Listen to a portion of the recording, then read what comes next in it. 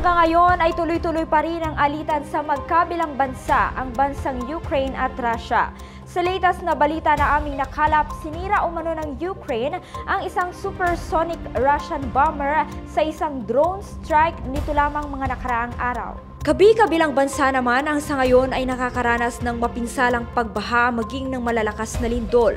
Sunod-sunod rin ang pananalasa ng malalakas na bagyo katulad na lamang ngayon sa bansang Pilipinas na kasalukuyang nakakaranas ng malakas na pag-ulan at pagbaha. Bunga ng sunod-sunod na bagyo na ngayon nga ay mayroon na namang panibagong bagyo pumasok sa bansa. Ang mga nagaganap na ito ay patuloy na nagpapaalala sa atin na ang panahon na ating kinalalagyan ngayon ay panahon ng wakas. Oo, tayo ay nabubuhay sa end time o sa napakalapit ng pagbabalik ng ating Panginoong Hesukristo. Ngunit kinakailangan nating maunawaan na walang eksaktong oras o palatandaan sa panahon ng pagbabalik ng ating Panginoon dahil ito na ang panahon ng kanyang pagbabalik o tinatawag na rapture of the church.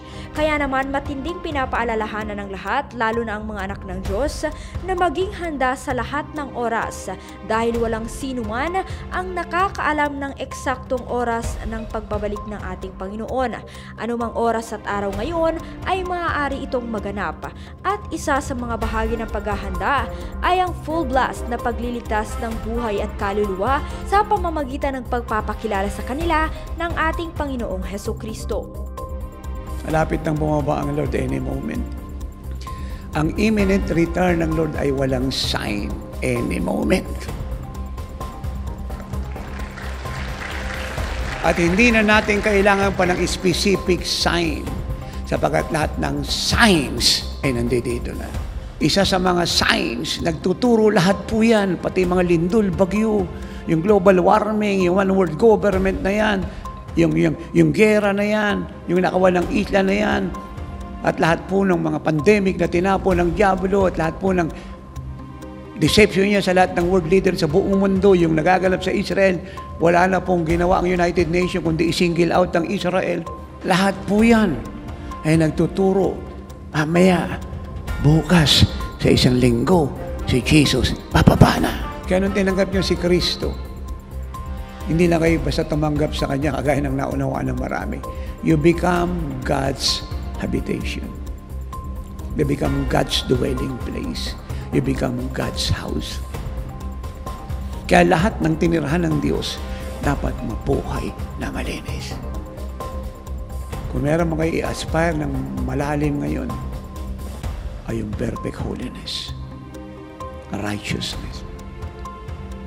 Wala sa puso, makikita sa lahat ng bahagi ng buhay natin. Kung gaano kalinis ang loob, ganon kaganda ang labas.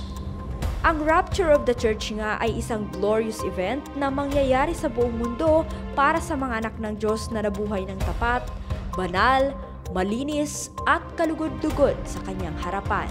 Sa pagpasok ng panibagong buwan, ang buwan nga ng Setyembre, ito ay mas nagtuturo sa atin na mas lalong umiiksi ang panahon na ating kinalalagyan dito sa mundo. So live ready, rapture ready, ready to meet the Lord in the air. Ito si Glyza Bariso para sa Victorious News. Walang kinikilingan, walang halong kasinungalingan, pawang kaligtasan lamang.